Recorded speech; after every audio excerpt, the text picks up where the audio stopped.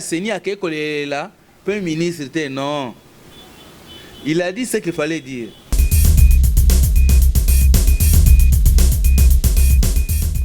Bande Kobalandi ya 0001 Monde News to pesibino mbote bisika nyonso bozwami tozali ne sengo lisusu ya ko memela bino sango na mokolo na lelo boyebi ke na édition passée na lakaki bino ke tokoya kosala numéro moko na acteur politique moko majeur tokokutana na ye pour que tokokana ko analyser les bino aux élections teni à élection na 2023 parce que lelo na mboka na biso République démocratique du Congo yangonde eza à la une na minoko ya bai Congo nyonso oyo bazolinga basirasire soki solo élection eko se tenir na 2023 nde yango tokendaki na koluka luka tokei kokutana na président fédéral ya APEC maître Roger Mubi Muzodi ezana ye elongo nde tokosalela bino analyse ya lelo pona oyetali maponami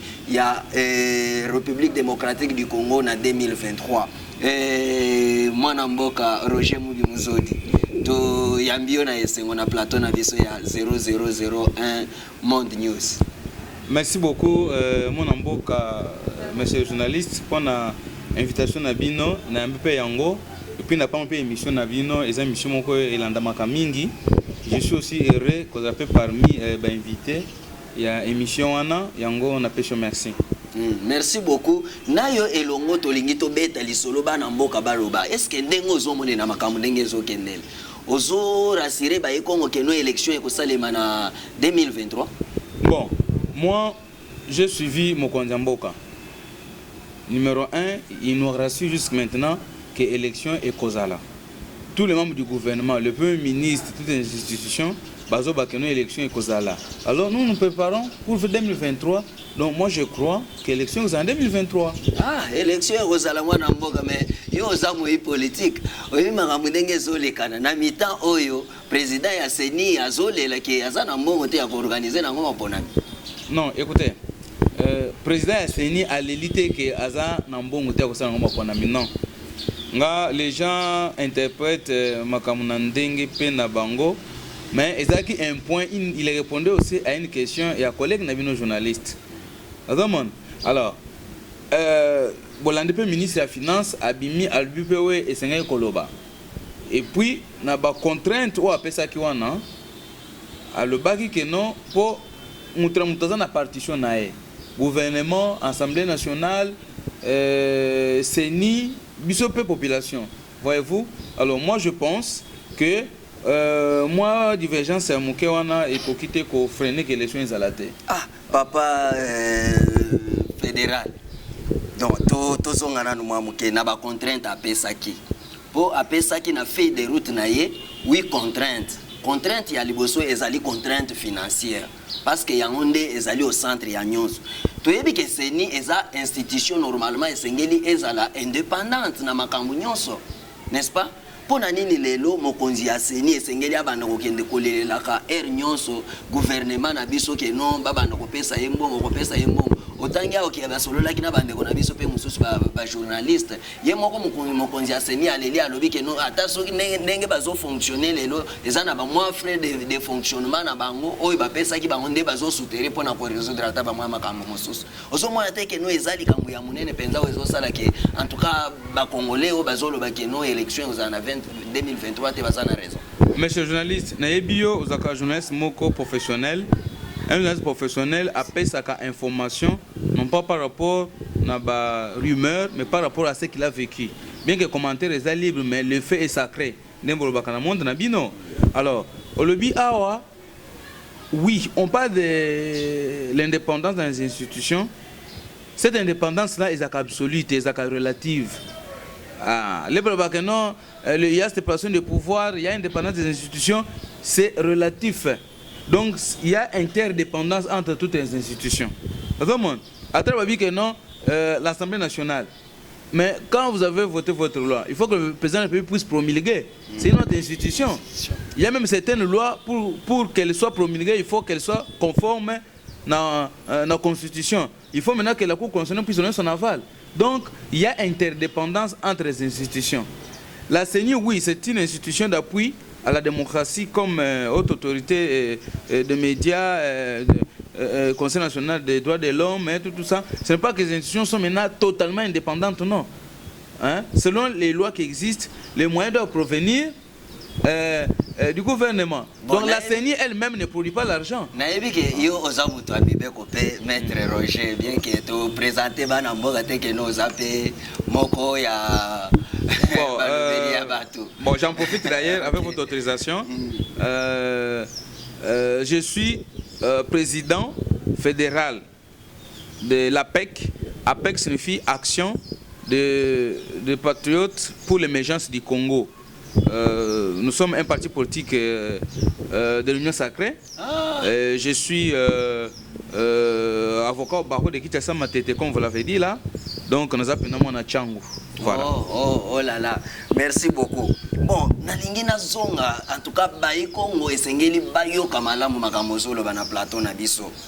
Parce que bako juger biso vis-à-vis ya oyo tokobimisa na kati lokola makanisi na kati ya nani ya émission oyo.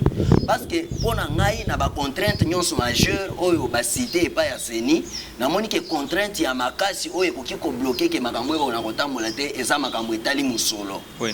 Est-ce que eza lelo nde esengeli gouvernement abanda koluka misolo? Loi elobi nini pona oyo etali makambo ya misolo ya CENI? OK, merci beaucoup monsieur le journaliste. Je crois Bolanda information très bien. Surtout vous les journalistes. Vous êtes un journaliste d'investigation. Gouvernement l'obité kazolo kamisolo sekasiko non. Baba que no bando maja misolo wana ezali. On a vraiment le ministre des Finances l'a dit et puis bando l'obité que balo kamisolo siko non. Ce n'est pas ça l'information. Misolo eza. D'ailleurs, revenons un peu na eloko reviwana CENI voilà. Misolo ezali et puis Moussou Bazo Bomba. Donc, selon les assurances qu'on nous donne, élection et Kozala en 2023, que ceux-là qui ont des ambitions puissent se préparer. Moi, je crois en notre président, je crois aux institutions, je les respecte. Vous voyez, institutions, Ata, Opona qui mais quand ils sont établis, nous devons respecter la parole donnée. Moi, je crois à la parole du président de la République, du Premier ministre, de toutes les autres institutions, que l'élection est en 2023. Et moi, je me prépare par rapport à ça. Mais je crois que les lois avant de l'émission, confrère Nangamoko, na bon biso tolinga kosalela na ba publicité te mais presque esengeli to pesa vraie information yango nde esengeli to kokana kotanga ndeko sango na émission na ya maki ndeko moko ya IDPS lelo kaka oyo tozoloba na yo ndeko wana alobi bango na parti na bango bazo soutenir recensement d'abord avant makambo nyonso. Parce que d'après bango, ils ont une infiltration makasi ya nani. Et puis mon conseiller ya CENI, nakati ya maloba na yepe alobela ki likambwana. Ya recensement il faut ba coupler na nini makambo etali enrôlement na identification ya ba électeur. Ba coupler yango. Yozo mona ke na Congo na biso soki tolingi to bandana na recensement. Élection ko sali mapenza na délai constitutionnel. Bon, merci beaucoup. Parce que au temps que combo abatu awa bon ils ont point de vue à moutou mais moi je suis le président de la République jusque là je ne vois pas la volonté katinaye ya ko glisser ou bien au-delà et à mandat. Je ne vois pas ça en lui jusqu'à maintenant. Moi, je crois. Non, Maître Roger, ça, il y a président qui est au-delà. Le président est pour organiser l'élection. Pour organiser l'élection, institution, il y a CENI. Il y a organisateur, il y a élection. N'est-ce pas? Soki bango balakisi ba contrainte oyo balobi na bango moko ke no soki tokei na bakena ko répondre na ba exigence oyo te moyen ko zala te ya ko sala maponami ya malamu. N'est-ce pas président cause à la lobby na ya la qui volonté politique na ya ke non to sala mais ceux qui m'a coqué pesa meri na CENI te ozo mona te que moyen ba accomplir volonté politique ya président cause à la te. Mais on a excusez-moi c'est comme si vous vous contredisez aussi. Vous avez dit ici que la plus grande contrainte est à Misolo. Oh, parmi la volonté il y a chef de l'État c'est mettre l'argent à l'exposition de la CENI. Quand déjà il dit qu'il y aura élection, c'est-à-dire les efforts sont en train d'être conjugués pour que la CENI ait l'argent dans les meilleurs délais pour que les élections aient lieu en 2023. C'est pourquoi moi je dis que je crois, n'est-ce pas? Alors, jusque-là, je ne vois pas l'esprit de glissement dans les chefs du président de la République. C'est pourquoi moi je crois et je me prépare par rapport à ça. Bon, ce que les autres amis là ont dit, bon, ça engage, n'est-ce pas? Mais nous, à la PEC, nous croyons qu'il y aura élection en 2023. Nous croyons à ce que le président de la République a dit. Bon, ce que vous dites, vous avez cité un journaliste et membre d'un autre parti politique. Bon, c'est une opinion des Congolais. Alors, nous croyons à ce que le chef de l'État a dit. Et jusque maintenant, APEC, mon parti, croit qu'il y aura élection en 2023. Nalingi, nakolekana na point où est allé misolote, Maître Roger, soki baye Congo, bayoki malamu te, o ezali volonté ya organiser élection en 2023. Pour nani nazo insister na eloko etali misolo, Maître. Eza po yango nde eza centrale oyo ko booster makambo ebele na kati ya ma organisation ya élection.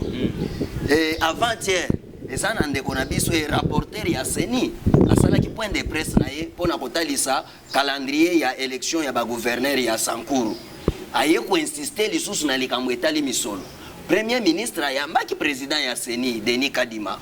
Basolola qui peut parmi ba makambo na jusque là en tout cas solution malamu réponse malamu na makambo etali misolo et monanité nde ayaki olela na moko ya radio ya mboka na biso ozomona te ke ozuna ozolo ba ke président azo talisa volonté wana et que no meza contrainte ya misolo ezali ozomona te ke na kolela déjà na elobeli ya président de ya CENI moko ezo talisa ke no misolo ezate. Monsieur le journaliste, merci beaucoup. Je loue votre professionnalisme et votre technicité. Merci. Même dans la façon de poser les questions. Écoutez, il y a eu des sons de cloche. Le président de la CENI a parlé, mais vous ne répétez pas aussi ce que le ministre des Finances a dit. Le ministre des Finances a dit ceci, que l'argent qu'il fallait pour le premier, parce que l'argent on ne donne pas du qu'on donne par séquence. Donc l'argent qu'il fallait pour la première séquence a été déjà versé dans les caisses de la CENI. Vous parlez seulement de ce que le président de la CENI a dit. Alors, moi je pense qu'il n'y a même pas de contradiction. Le président de la CENI a quelque là, Premier ministre était non. Il a dit ce qu'il fallait dire. Vous avez aussi suivi la réaction du ministre des Finances, qui dit vrai, mais de toute façon, l'un et l'autre, Bangono surtout, Balite Kaka, pour être Congo et Kendeliboso. Alors, moi je pense que tout le monde, bisous parti politique, CENI, gouvernement, Assemblée nationale, Sénat, toutes les institutions, nous travaillons pour que, nous devons travailler pour que l'élection m'apponne en 2023. Tu sais, hein, moi je suis content et j'ai toujours préféré, là je donne mon point de vue personnel. J'ai toujours souhaité qu'il y ait les cycles électoraux, parce que c'est 5 ans après nous avons élection. C'est pourquoi j'étais contre le glissement de 2 ans qu'on nous a fait connaître par le régime passé. J'étais contre. En principe, les élections devaient avoir lieu en 2021. Si on n'avait pas glissé de 2 ans. Vous comprenez? Au lieu de 2016, nous sommes en 2018. Donc moi, je suis toujours contre les glissements, moi personnellement. Dans l'Ingaka, élection 5 ans après, au Boleki, si on renouvelle le mandat, ok, tu évolues, hein, bien qu'on va perturber sur l'Ingaka Ngote. On a point de vue personnel. Dans l'Ingaka 5 ans après, nous avons des éthiques à la bongo, même après Bissobano ou Bakoyez à la bongo, ça fait quand même aussi la fierté. Si nous avons maintenant des glissements, moi je suis contre la Bilokwana. Et d'ailleurs, même le président Tshisekedi, à l'Ingakuti Bilokwana, Yemoko Alobaki. L'année passée, j'avais suivi. Abi, Nassima déjà comme ça là, 2 ans, 2 ans mandat, la continuité maintenant. Lui-même sait que il y aura élection en 2023. Maître, Nazo sauté, deuxième, troisième, nani, deuxième, troisième, nini. Contrainte au mokonzi a CENI a pesaki na kozongela yango. OK. Nali parce que on soulever quelque chose d'important wana. Et ça na mutualisation il y a ba opération, il y a identification, il y a recensement na ba nani enrôlement il y a ba électeur. Est-ce que eloko wana ekoki ko pesa pendanze la yake maponamie salé? OK. Recensement na enrôlement au même moment. OK. Monsieur le journaliste, s'il y a la volonté de tous, Bio qu'on est cause même pas une année. Oh. Ah, je vous la vérité. Na mboka oyo ya biso oyo président ya CENI alobi keza na insécurité na babita. S'il vous plaît, c'est simple, c'est simple. Na maladie ya coronavirus ezao. Na ba contrainte kutuye moko ala kisi déjà que ata déploiement ya ba matériel na ba personnel et la passe. Écoutez, nous avons déjà organisé les élections na Congo na basi comme ça c'est un peu difficile. Il y a eu élection. Ça c'est ça le 4e cycle si je ne me trompe pas. Il y a eu élection en 2006. Il y a eu élection en 2011, en 2018. Voilà le contexte, n'est-ce pas? Alors, le souhait est que tout le monde est unanime qu'il y aura élection en 2023, d'accord? Contrer tes engakatés. En cas de contrainte, il faut contourner ça. Comme on a contourné en 2018. Il y a certaines zones qui n'ont pas connu l'organisation des élections en 2018. C'était les contraintes qu'on a contournées. Alors moi, je pense que si on va voir, pour moi, si l'identification va nous pousser à glisser, je vais préférer qu'on fasse seulement l'enrôlement, comme nous l'avons fait avec le cycle dernier. C'est que Yohan Ozokota na makanisi ya Premier ministre, je crois les 14 azaki na café de presse moko, alobaki pe lisusu ke non tokokende na mapona mikaka na ba carte d'électeur. Non, mais si nous trouvons que non, ça c'est mon point de vue. Moi je suis scientifique, je suis dans un parti politique, mais je suis aussi scientifique, je suis congolais malgré tout. Moi je pense, j'ai donné mon point de vue ici en tant que congolais. Nalingaka que n'est déjà toujours à lui à maponami, tout en souci maté. Je suis contre le coup d'État, je suis contre le glissement. Je vais que 5 ans après, toquer l'élection. Au Bazawana, ceux qui vont bien te renouveler un mandat na bango. Vous comprenez? Alors, Nalingaka que Soki, je dis bien Soki, que l'identification est le madame. Il faut qu'on identifie qui est comme qui ne l'est pas. Mais ce qui est que non, et comme un glissement, tout au-delà, vraiment, je suis de ceux qui pensent que il faut qu'à tout ça enrôlement, comme nous l'avons fait, Bambou et Otukoleka. Après, maintenant, l'identification, on verra dans les Oya. Ok, donc, tout ce qui peut venir là pour glisser, vraiment, moi personnellement, j'ai dit, c'est mon point de vue. Hein? Ok, merci beaucoup. Deuxième contrainte, ndeko Denis Kadima Pesaki, c'est volonté politique. Na o état de volonté politique, ezaka na bandeko ebele baza na doute que oyo bozolo babino bato ya union sacré bozolo bwana bozolo bayango na bibebo kaka eza vraiment na esprit ya bino te que élection esalema. Monsieur le journaliste, soyons sincères. Moi je me parlais avec honnêteté. Je parle de M. Tshisekedi là, moi. Je vois en lui la volonté de changer positivement les choses. Moi, ça c'est mon point de vue. Je ne le vois pas avec l'intention de glisser. Ça c'est un. De deux, s'il aura le deuxième mandat, je ne le vois pas aller au-delà du deuxième mandat. Ça vraiment, j'ai toujours dit sur beaucoup de plateaux. Moi, je vois en lui la volonté de faire mieux. C'est pourquoi il n'est pas seul. Ceux qui l'entourent, les conseillers, les autres institutions doivent emboîter les pas. N'est-ce pas? Ils doivent marcher dans cet esprit-là. Nous souhaitons que le cycle électoral soit respecté. Cette volonté, je l'ai lue dans le chef du président de la République. Suivons tous le guide. Comprenez? Donc moi je suis contre l'église. Ok, merci. Tokomi kokende maleme na suka ya émission na biso ya mukolo lelo. En tout cas, toyoki opesi biano na bayi Congo. Kita d'apprécier ce qui olobi solo soki mapona miango ekosalema na 2023. Na yebite na mukuse nini bayi Congo bakoki ko retenir na maloba na yo monsieur le fédéral ya APEC. Tala. Non, pardon, monsieur le président. Est-ce que Makamo yozo soutenir yango te po zolingo kote na parlement? Non, pas même ça. Moi, dans le parlement, nazo kota, non pas par plaisir. Non. J'ai quelque chose à faire pour mon pays. C'est que S'il vous plaît. Moi, je suis candidat, je l'ai dit. Ce n'est pas un secret. Moi, je suis candidat député national à Tchangou. Vous comprenez? Et ce n'est pas par le plaisir, non. Parce que vous savez très bien que nous faisons déjà pour que Tchang puisse aller de l'avant. Vous le savez très bien. Alors, nous ne sommes pas là comme des démagogues. Hein? Les démagogues qui disent des histoires, non. Alors c'est pourquoi moi j'ai dit qu'il y ait des élections et les élections auront bel et bien lieu. Ok, merci. 000 Monde News.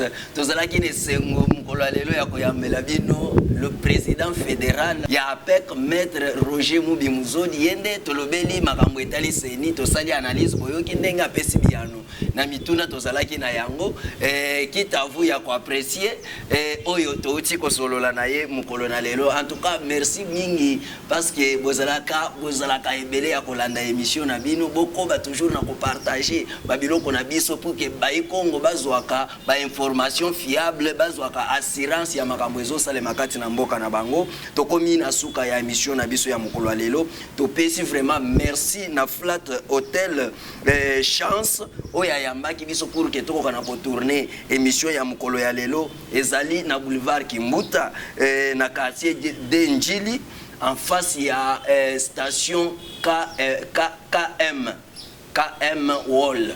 Donc ce qui est wana okuta et pas ya mama Odile Mbonga nda ayambaki biso na kati ya Flat Hotel na ye po ete tokoka na kolobela bino mukolo lelo. En tout cas du reste topesi bino merci, topesi merci na Elike na oyo azalaka toujours na sima ya kamera na biso pona ko mema biso na ba kati ya ba telefone na bino tokobosa na te le boss Gize Malanda yondo opesa biso chaîne pour que bana mboka balandaka ba information bino ba internaute nyonso botika yete nzamba pambola bino apambola Kongo na biso. Ciao tomonani mikolo koya.